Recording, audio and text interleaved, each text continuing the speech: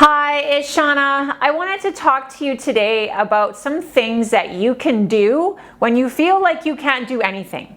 You might be feeling pretty frustrated at this point. Maybe you want to get started but just have no idea of how to start when your body just doesn't want you to do anything. Maybe it's a lack of energy, maybe it's pain, maybe it's shortness of breath.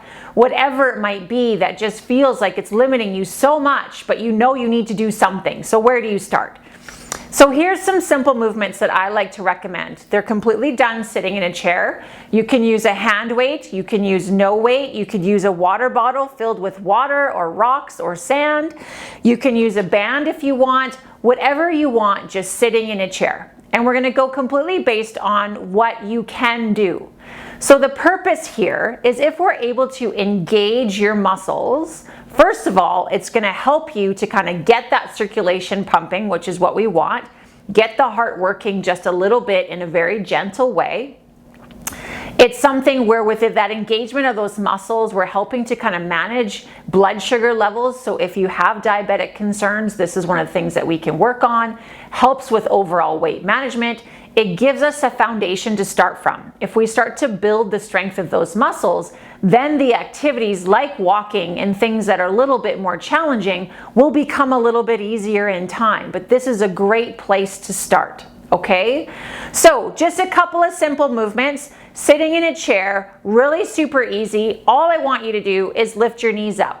So just simple little marching here. We're engaging our abdominals when we do this. We're lifting those knees up, getting the hip flexors to work just a little bit, and just lifting as high as we can. Okay, doing a few kind of repetitions, maybe 10 repetitions on each leg is a great start. Specifically for those people that have had open heart surgery and potentially you've had a vein graft in your legs, trying to get some circulation into those legs is a good thing to help pull out any of the bad, bring in some of that good blood flow, and help to heal that whole process.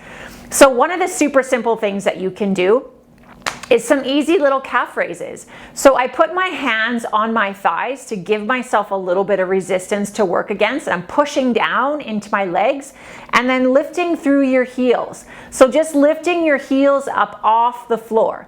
If you want, if you have hand weights, you can put your hand weights on your legs and lift those heels up off the floor. You can do one at a time. If you feel like one leg is just not super happy, you can just do the leg that is happy, okay? And just engaging into those calves just a little bit, pumping a little bit of action into those legs, okay? Other thing that you can do with those legs is a simple little heel kick.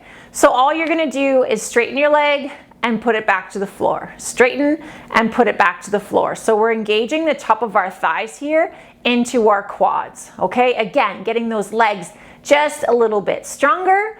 You can also bring that leg out to the side with that leg nice and long, pick it up and draw it across. Now we're engaging a little bit into the inner thigh.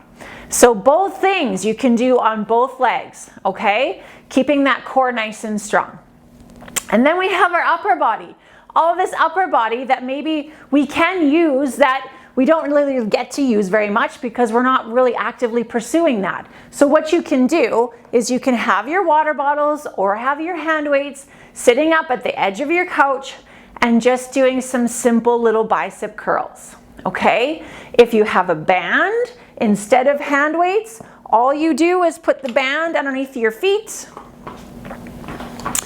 And again, grabbing that band, and simple little bicep curls, okay? Engaging those muscles.